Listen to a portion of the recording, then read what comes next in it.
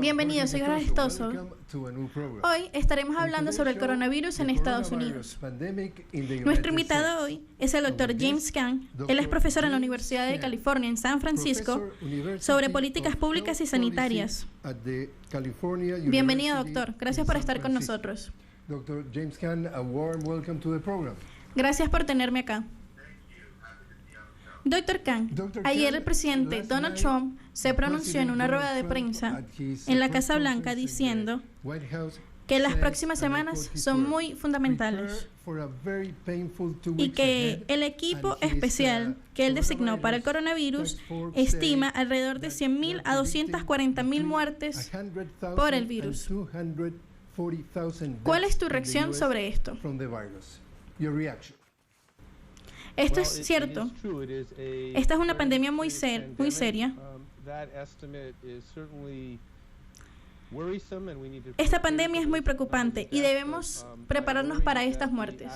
Y yo considero que las muertes pueden ser incluso mayores. Algunos de los modelos hechos en algunas universidades del país sugieren que alrededor de la mitad de la población estadounidense puede contagiarse del virus y alrededor de 500.000 personas podrían morir por él.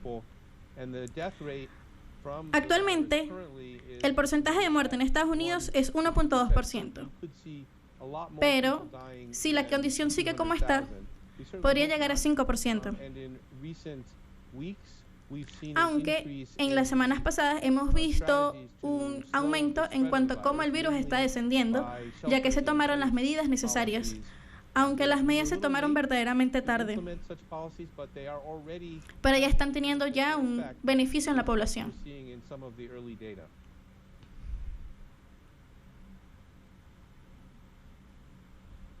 Precisamente, en uno de tus artículos dijiste que estaban tomando estas medidas muy tarde. Pero en Nueva York hay alrededor del 40% de los casos en todo Estados Unidos.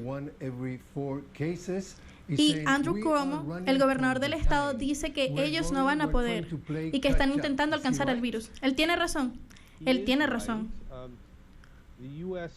El Servicio de Inteligencia de Estados Unidos sabía del virus desde diciembre y ellos no tomaron esta amenaza seriamente, como otros países en el mundo lo hicieron. Los primeros casos de coronavirus llegaron en enero a Estados Unidos y la Casa Blanca y la administración Trump trató esto como una amenaza ligera.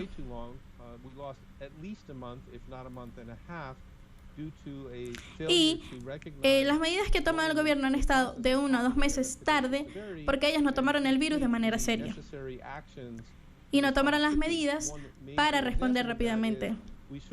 Una de las medidas más serias que ellos debieron haber tomado es las pruebas en los aeropuertos, ya que Estados Unidos es un país que recibe muchos turistas y tiene una población de casi 130 millones de personas. Y la gobernación de los Estados Unidos decidió esperar hasta que las pruebas estuvieran disponibles hechas de Estados Unidos para poder hacer las pruebas. Y eso fue un error muy grave y por no tomaron las pruebas que se hacían en China.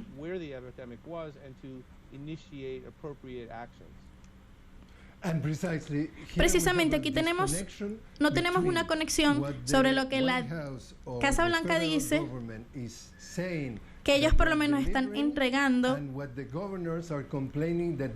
insumos y estos realmente no están siendo entregados o están siendo entregados en medida menor.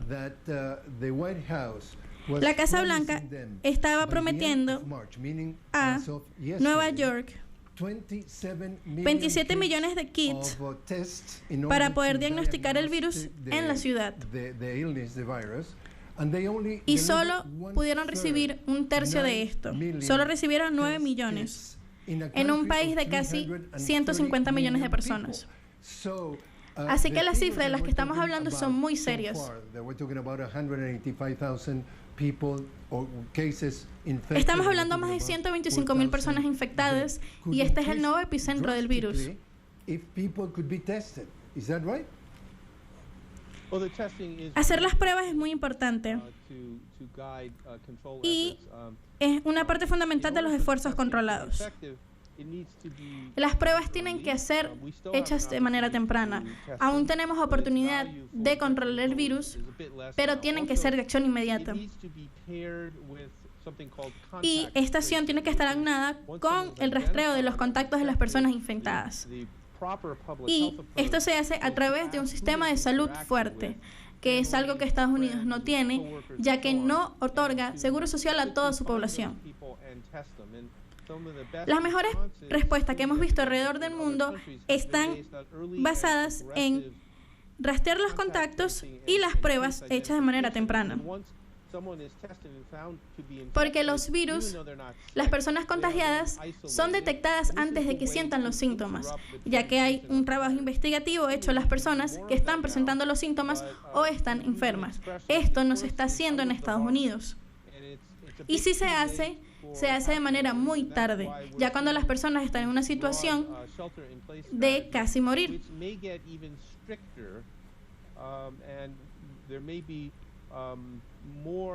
Tal vez en las próximas semanas veamos reglas mucho más rigurosas en cuanto a si las personas podrán salir o no. Deberíamos creer que la cosa correcta a hacer es declarar una cuarentena a nivel nacional. Yo considero que debemos crear un balance. Obviamente hay algunos servicios esenciales como comida, la disponibilidad de la comida y la posibilidad de poder adquirir otros bienes. Yo considero que es crítico que estos servicios sean asegurados a la población estadounidense, porque estamos hablando de necesidades fundamentales, y si estas necesidades no están disponibles, veremos un alboroto social muy grande. Yo no considero que una cuarentena completa sea algo posible en Estados Unidos debido a nuestra economía, pero creo que debemos minimizar al máximo cuántas personas están en la calle. Y debemos eliminar al máximo cuáles son esas situaciones en donde la gente se aglomera de manera más grande, es decir, en supermercados, en farmacias. Algunas cadenas de supermercados en Estados Unidos han tomado medidas necesarias para que la gente mantenga distancia, pero hay otros negocios o otras partes donde estas medidas no han sido tomadas en cuenta. Así que tú puedes ver una fila donde la gente está pagando, que está muy cerca a las personas. Y estas cosas son importantes. Dr. Khan, te invito a hacer una pausa y continuaremos con el tema. Estamos hablando con el Dr. Khan, profesor en la Universidad de California en San Francisco, especializado en políticas públicas y sanitarias en Estados Unidos. Ya volvemos.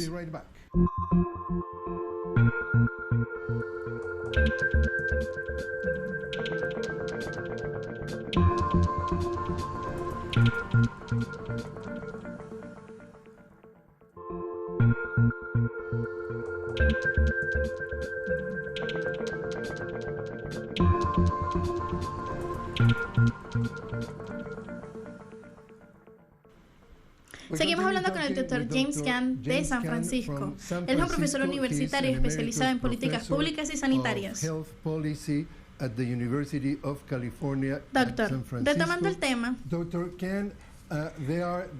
se han viralizado videos de los gobernadores y los doctores pidiendo que por favor les den los insumos para seguir trabajando y que hayan respiradores suficientes para las personas que están enfermas en situación grave, que necesitan mascarillas, que necesitan guantes, que necesitan los uniformes, y que también los doctores y enfermeros están muriendo, están siendo contagiados porque no tienen cómo protegerse, y ya hay una falta de personal en todo el país.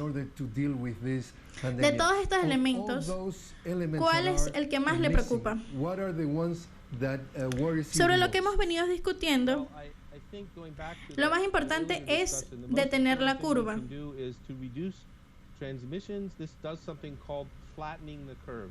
Tal vez tengamos la misma cantidad de infectados, pero no al mismo tiempo, y así no se acapara todo el sistema hospitalario del país.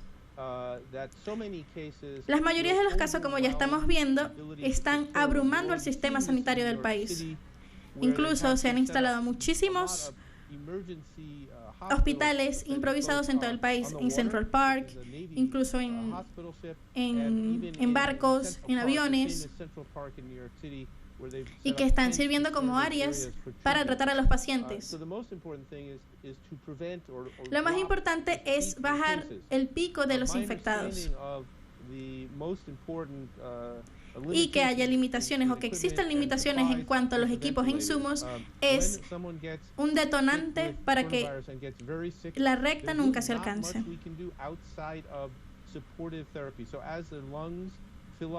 Ya que esta es una enfermedad que hay fluidos y síntomas importantes, es importante tener las mascarillas, los guantes y todos esos insumos que ellos necesitan. Lo bueno es que ahora en el país se están produciendo respiradores especiales para el coronavirus y que los que ya existen están puestos operativos para todo el país. Lo importante es proteger a nuestros valientes trabajadores del sistema social sanitario. Así que, parafraseando lo que ya dije, nosotros pudimos acatar este problema en enero o en febrero, pero no lo hicimos, el gobierno no lo hizo. En este momento, lamentablemente, estamos llegando a una fase en la que la gente o los trabajadores van a tener que decidir quién vive y quién no. Estas son las llamadas decisiones de guerra que se toman, que tal vez dicen, wow, esta persona está enferma, pero no se está sintiendo tan mal, o tal vez tienen a otro paciente que está realmente mal y que no es necesariamente prioritario salvarlos. Y se han visto casos muy duros y no podemos dejar que nuestros trabajadores queden en estas situaciones, simplemente porque el gobierno no supo acatar el virus o no tiene un sistema orgánico de salud que permite que funcione para estas situaciones. Y ya estamos viendo esas decisiones siendo tomadas por nuestros trabajadores. En el caso del gobernador de Nueva York, Andrew Cuomo, él dijo en su última declaración que el tope de infectados se puede estar alcanzando dentro de 2 o 3 semanas. ¿Estás de acuerdo? Esto es verdad, pero yo prefiero confiar en mis colegas, que son estadistas especializados en epidemiología y que crean modelos artificiales en los cuales nos muestran aproximadamente cuánto puede estar afectada la población por virus o situaciones como esta. Estas son bastante factibles y bastante correctas. Pero predecir el futuro siempre es complicado. Siento que llegaremos al tope las semanas siguientes y que comenzará a descender en los meses más cálidos en el verano. Pero simplemente no podemos saber, no podemos confiar y tenemos que tomar nuestras previsiones. ¿Cuál crees o cuál ha sido el manejo del presidente Trump de esta situación? Ha sido terrible. Si vemos una línea del tiempo, si el público está interesado, hay un sitio online que se encarga de monitorear todo lo que Trump dice y todo lo que Trump hace referente al tratamiento del coronavirus. Y es realmente deprimente ver que nada de lo que él ha dicho o el desinterés que él muestra sobre esta situación tan grave. Y que esto simplemente parece una película en la que nadie sabe qué hacer y todos corren en círculos.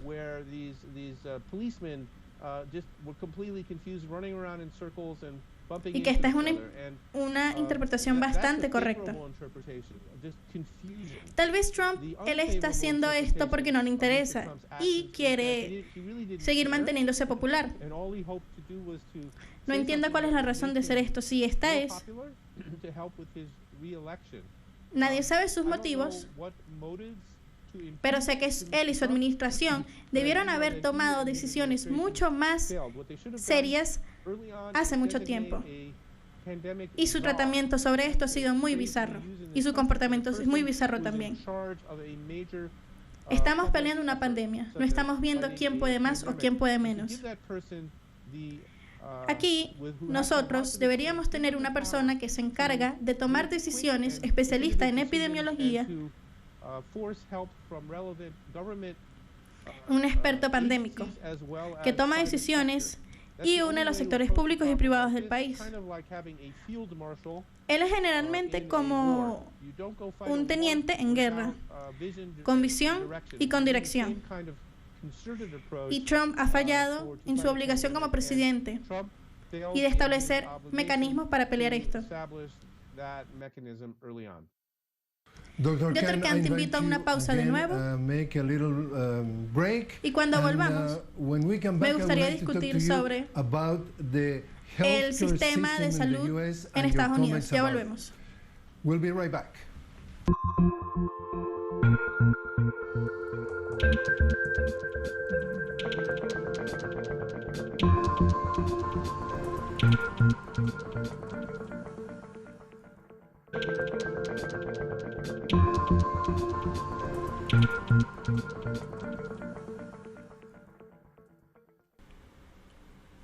Aquí seguimos hablando con el Dr. Khan. Él es un profesor de la Universidad de California en San Francisco, especializado en políticas públicas y sanitaria. Doctor, has expresado tus preocupaciones sobre este sistema sanitario que está presente en Estados Unidos. En algunas de tus palabras has dicho en el pasado que, debido a la muerte de un adolescente, que este caso representa solo la punta de un iceberg muy profundo, ya que él fue diagnosticado con COVID-19 después de haber presentado los síntomas por un largo tiempo, ¿no? Y que esto demuestra lo disfuncional y lo no igualitario que es el sistema sanitario en Estados Unidos. Y que él murió y fue una muerte innecesaria porque no hubo respuesta oportuna del sistema sanitario estadounidense. Y que hay muchísimos casos como él en todo el país. Y que hay muchísimas muertes que pueden pasar por esta situación. ¿Qué tan grave es la situación? La situación es muy grave. Estamos viendo que con la pandemia, el sistema médico de Estados Unidos está siendo desmantelado. Estamos prestándole mucha atención a este tema, porque vemos que muchos reporteros o periodistas están buscando por historias que demuestran qué tan débil es el sistema sanitario en Estados Unidos. Y da mucha lástima que este joven haya muerto por esta razón y que haya sido una muerte innecesaria. Él de hecho fue al hospital, pero se dieron cuenta que no tenía seguro social y no lo atendieron. Estoy seguro que esto está pasando en muchos lugares del país. Estamos enfrentándonos a situaciones de guerra. Debemos saber que el problema fundamental acá es que tenemos un sistema de salud que deja a muchas personas sin seguro. Me refiero a que no tienen ni siquiera seguro social o lo tienen subsidiado. Más del 10% de la población, es decir, 30 millones de personas, y más del 50% de la población tienen un seguro que no les alcanza, es decir, que se basan en deducibles, que es el que el seguro está subsidiado por una parte y por otra tienen que cubrirlo. Tienen que pagar antes de que el seguro comience a cubrir sus gastos médicos. Esto generalmente pasa como los impuestos, al comienzo del año que tú tienes que pagar para que tengas un seguro social durante todo el año. Y que esto es una barrera financiera gigantesca para la población norteamericana.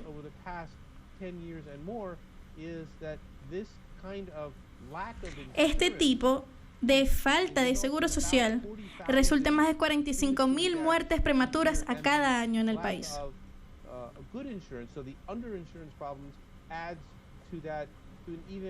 Así que los que están asegurados y los que no tienen más posibilidades de morir por esa situación. Y siempre hemos propuesto que tiene que haber un sistema de salud que tenga los estándares globales que tienen los países más desarrollados del mundo. Es decir, que se pague o no, cubra a las personas y cubra a la población sin límites.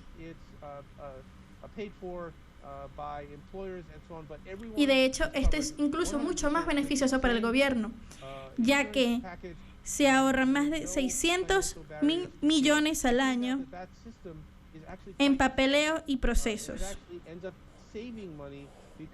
porque las personas se atienden apenas lleguen. No tienen que esperar, no creas una carga burocrática al sistema sanitario.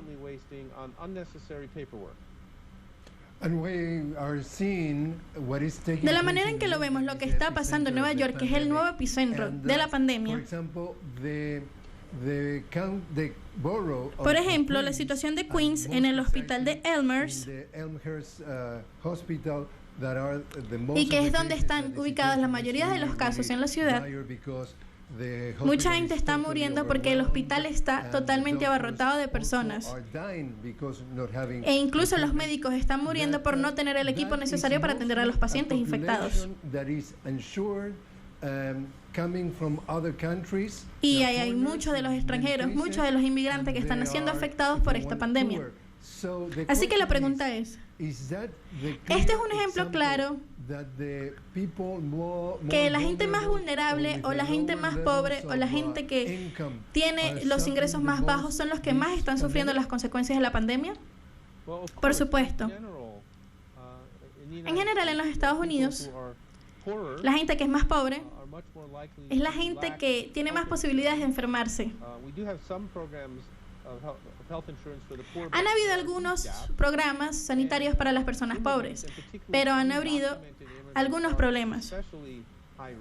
La gente indocumentada, los migrantes, la gente con etnias que no necesariamente están asociadas a Estados Unidos, es decir, latinos, afroamericanos, son las personas que tienen más debilidades en cuanto a su sistema sanitario.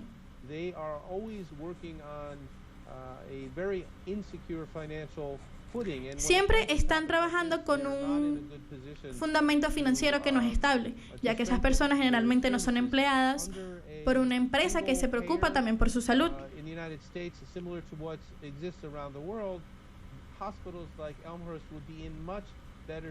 Si ellos tuvieran un sistema con los estándares globales, la situación en Elmhurst y en todo el mundo y en Estados Unidos sería muy diferente.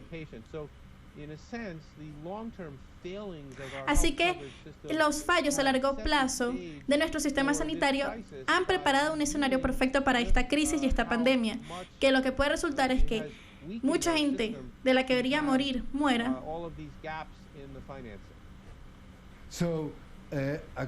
Así que, de acuerdo a lo que estoy oyendo, ¿piensas que los servicios sanitarios son un derecho o un privilegio? Esto es una pregunta realmente fácil. Por supuesto, pienso que es un derecho. Esto siempre tiene que ser un derecho universal. Por lo menos yo, que soy una persona que sabe cómo la economía y la política aquí funciona, sabe que no es complicado hacerlo y que nos ahorraría dinero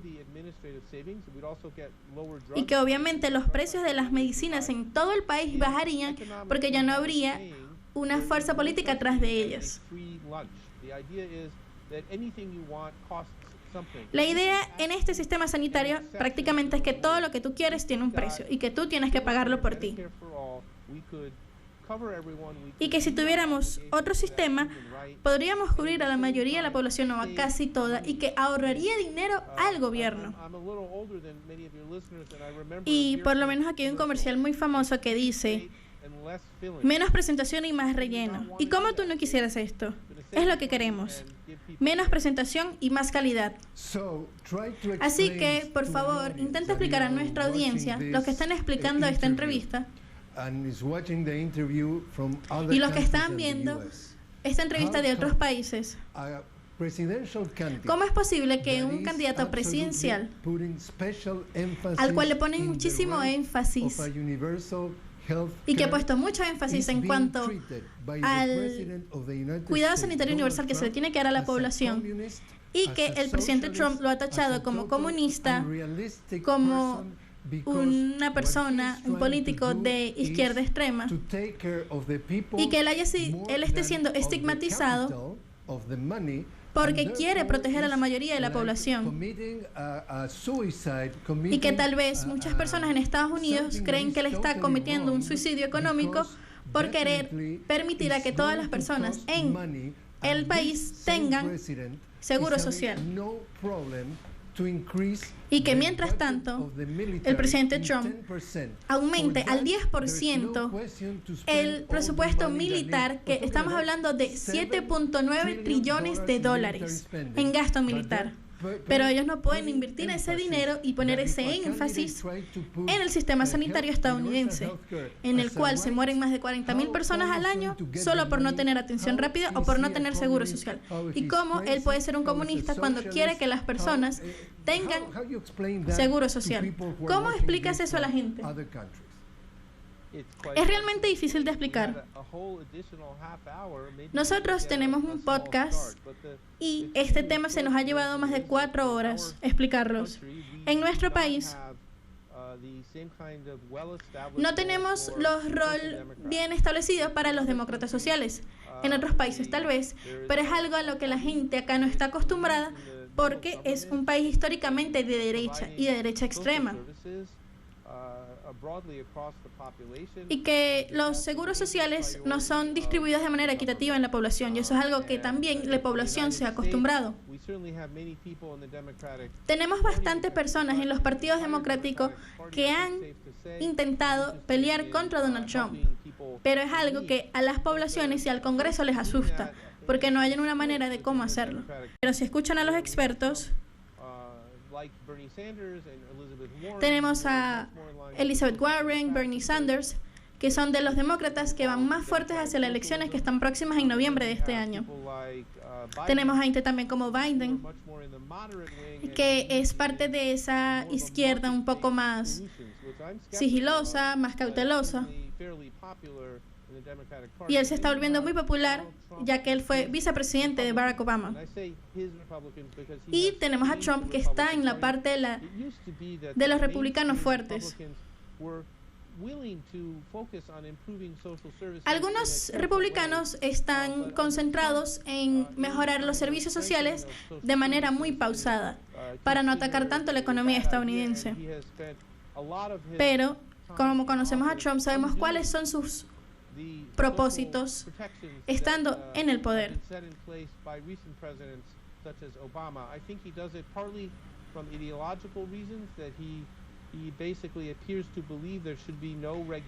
Él, en su periodo presidencial, ha estado desmantelando las políticas públicas que favorecen a la población hechas por mandatarios anteriores, la mayoría de ellas hechas por el presidente Obama. Y creo que más allá, él toma esta decisión por razones políticas y también por razones ideológicas, y para favorecer y complacer a la población que siempre lo ha apoyado, es decir, la industria armamentista, la población blanca. Dr. James Kane, muchísimas gracias por estar con nosotros. Ha sido mi placer.